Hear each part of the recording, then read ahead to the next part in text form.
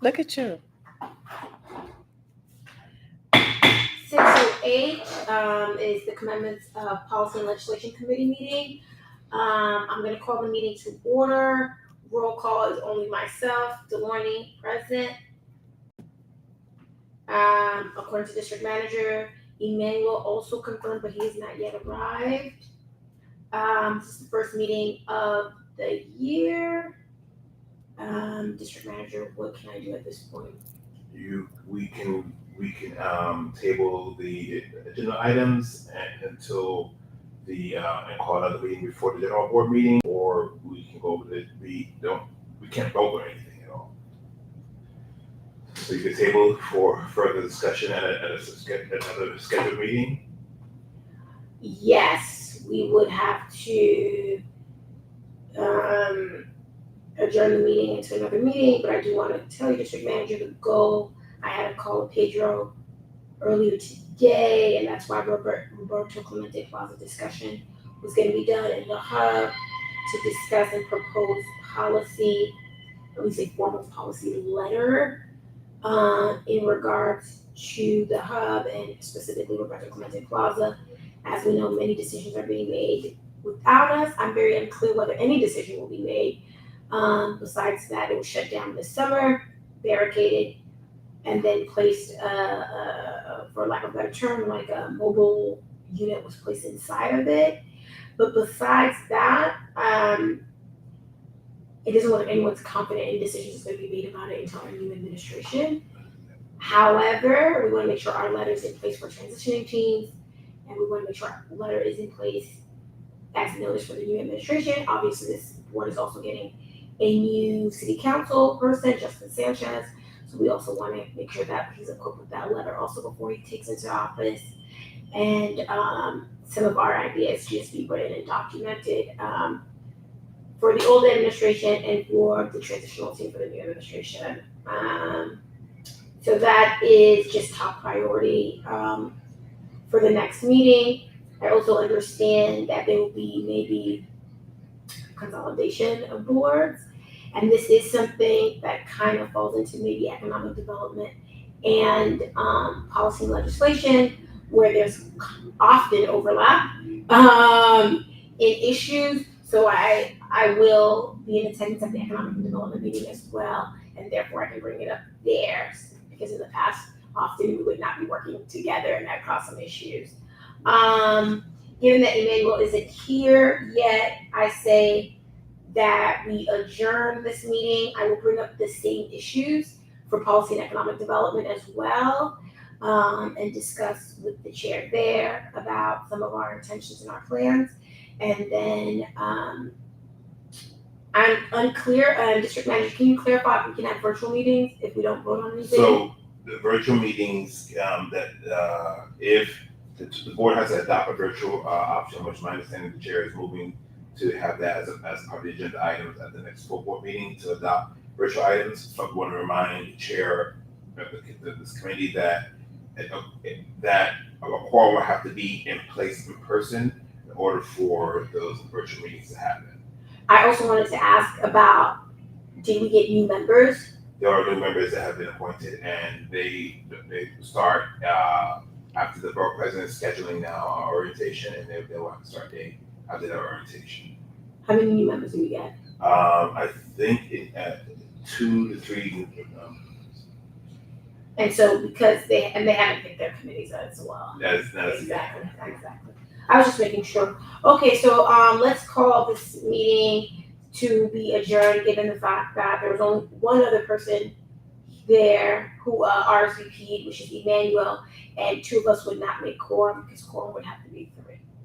And so therefore, we have a recent resignation. Whitney, Yes, and she's not on here. right. So how many is there now? 4. 4. Okay. So that means we would need 5. I mean 3 3. Okay. to have quorum. Sorry, my apologies. No worries. Okay, so, and then I just want to say on the record, we're potentially discussing merging immigration with us. I'm not sure what committee, but that is up to you guys to make a decision. Okay. But there are discussions about what that look like, right? Okay. But agreeing with you that it makes sense that since immigration is a federal policy, of the federal issue, it makes sense. Yes, I do agree. It makes sense.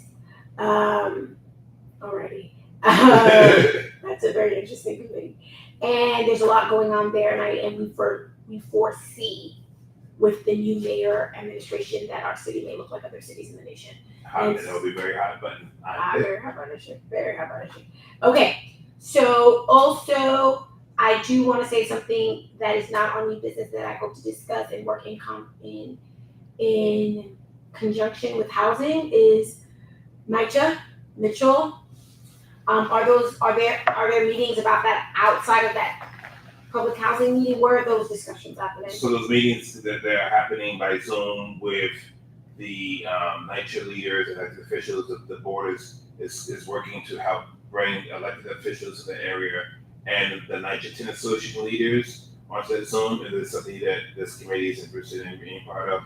I'm sure that they are happening virtually. And all we're doing is ensuring that the administration, current administration, is being true with this on paper by making sure that they work collaboratively with the NYCHA Tenant Association.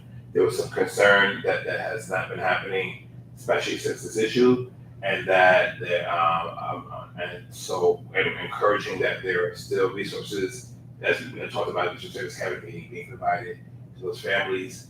Additionally, there is multi-agency security being added to these residents, like ensuring that there's no environmental devastation concerns, asbestos, etc., from the partial building collapse. Additionally, the departments are safe. That not only NYCHA saying it's safe, but we're working with and we're asking the Department of Buildings to clarify what does safe mean, because we think there should be an outside regulatory agency agreeing or concurring with whatever NYCHA's assessment is of the safety of variety and safety in the area. So, like all the things you heard at the service cabinet meetings, that's what the community board is facilitating, ensuring that resources, city services, even though NYCHA is a separate agency, that we are still using our regulatory agencies like DEP, DOB, OCM, Office of Emergency Management, and others are on the ground, providing support and assistance to these families ongoing, especially still with without gas, and the other services are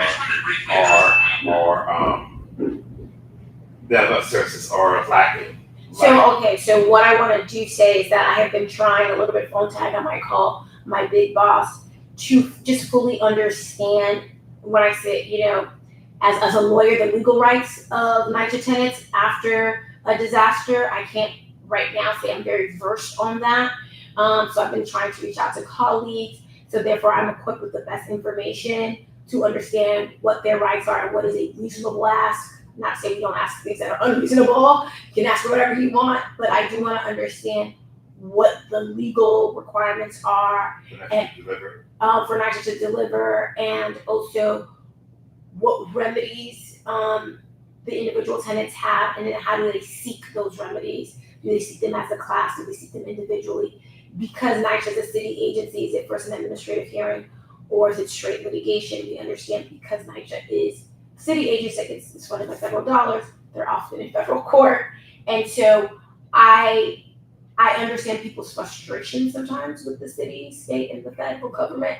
And so I don't know if things are running slow or if things are not being done appropriately. And so I have been playing phone tag with a colleague, but I might speak to another colleague about just kind of understanding the lay of the land and being able to be a better advocate in that space. And so I know Dane reached out to me yesterday, and then I'm trying to work all that out. I also want to encourage the chair, if I can, sorry to interrupt, is to also bring to mind, please review the CCOP MOU, which articulates, in my understanding, what is the relationship NYCHA is supposed to have with the resident associations. I don't know if it talks about disaster. I didn't get to that section yet, or disaster relief or other resources services. But I know there's a part in it that talks about reasonable services for, and that's, when you hear the word reasonable in legal terms, that could mean as I understand, it's very vague and gray. there is. So Yeah, but there might is- be litigation that Sure. like has put some concrete definition to the reasonable. Right. And so again, because I haven't had those conversations, no need to reinvent the wheel. I'm sure someone is fully versed and talks Sure. about these issues every day. And actually maybe even talking to NYCHA as, you know, in a legal way already. And so because that's why I want to know what the board is already doing so I can fully understand.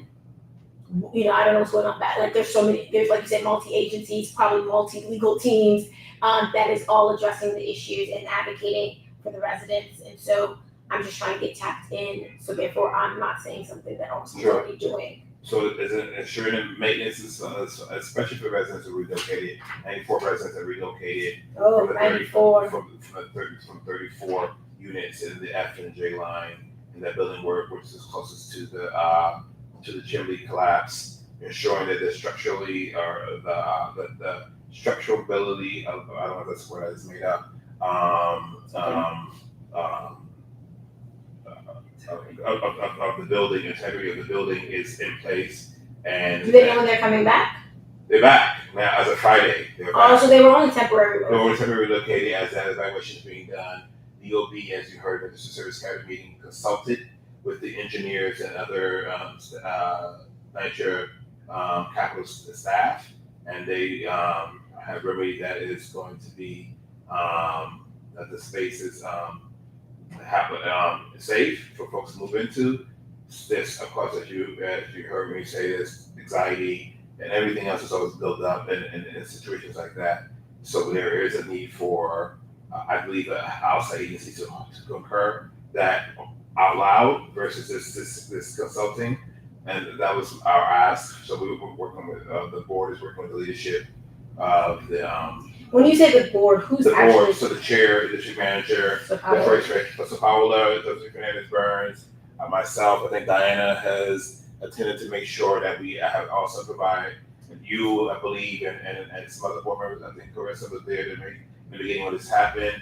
Wanted to make sure that residents' anxiety was Yeah. kind of eased. Also, there's some people who we bringing food and resources. No, and no, so no, on. the virtual meetings. Yeah, I'm Also, virtual meetings is myself, the staff, the chairperson, the first vice chair of the board, Danny Barber is part of those virtual meetings. NYCHA leadership is. No, it's okay. I just wanted to know the night. I Oh, can correct. imagine how big that meeting is. Right. I just wanted to know who in the board was on the virtual Okay, so meeting. those people on the board and the congressman, the city person, the council person, the borough president's office, right? That's Yes. everybody. It's like a weekly meeting, isn't it? So it was a weekly meeting and that we check-in. It went from daily, then it went to now it's going to weekly, the follow-up, and it only talked about what it's gonna be, and then we have regular in-depth follow-ups that are in writing about what's been happening and so on. So if that's something that you want to make a request to be part of, I don't see